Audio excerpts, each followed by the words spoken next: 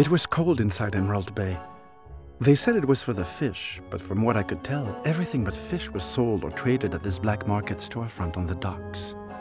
It had a quaint, light blue seafarer look, walls littered with anchors and wooden ships and the like, all designed to make it look friendlier than it was.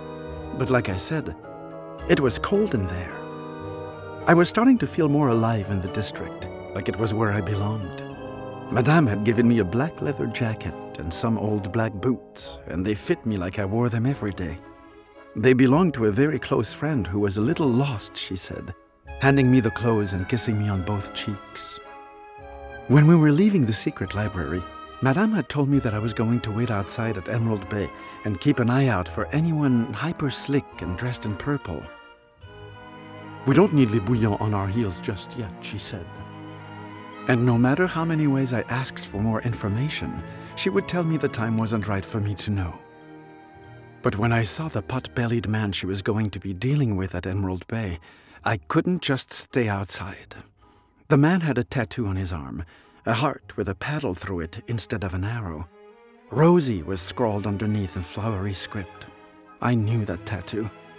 I'd been cracked in the jaw by the fist on the end of that tattooed arm. I couldn't remember when or why, but the ache in my face and the knot in my stomach told me all I needed to know. The smell of the Shanghai Sea filled my nostrils. Had I been on a boat? That hand held something that belonged to me then, and I couldn't shake the feeling that he had something that belonged to me now. "You and Gris have set me up," the man said to Madame when he saw me. I grabbed him and screamed, "Where is it?" I didn't know what I was asking for exactly, but I wanted it. It was mine. Madame leapt forward, catching a newspaper-wrapped package falling from torn pockets as I shook him. I saw a glimmer under the ripped corner of the package. Were we chasing diamonds? "Allons-y," she said, grabbing my arm.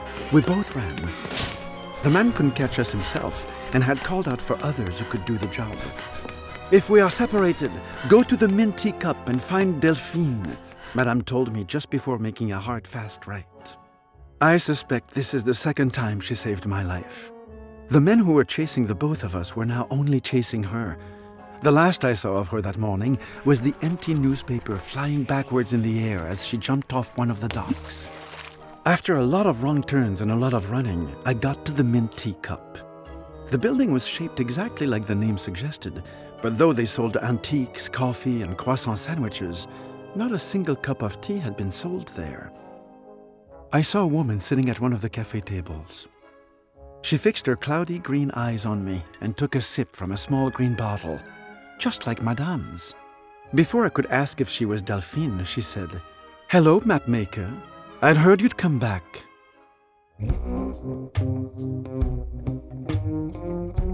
Next week, tune into Tales of the District to find out what is hidden in the newspaper package. Why is that tattooed fisherman so angry? And what does fate have in store for our missing Madame?